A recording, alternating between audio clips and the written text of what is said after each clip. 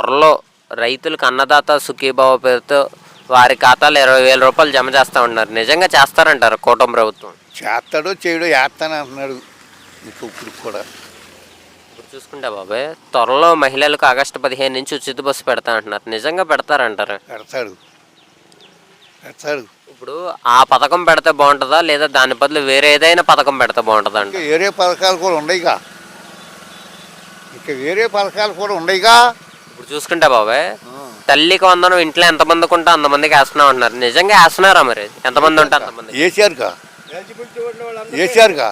ఇప్పుడు చూసుకుంటే దీపం పథకం ఎలా అనిపించింది? సంవత్సరానికి 3 ఉచిత గ్యాస్ బండ్లు వేసారు, బండ్లు ఇచ్చారుగా. ఇచ్చారా? ఇప్పుడు గతంలో వాలంటీర్స్ ఉండేవారు, ఇప్పుడు తీసేశారు. మరి ఏమన్నా ప్రజలు ఇబ్బంది పడుతున్నారా? ఏమి ఇబ్బంది లేదు. ఎమ్మెల్యే గారు కూడా వచ్చి పింఛన్లు పంచి పెడుతుంటాయి. ఇంక ఇబ్బంది ఏంటి?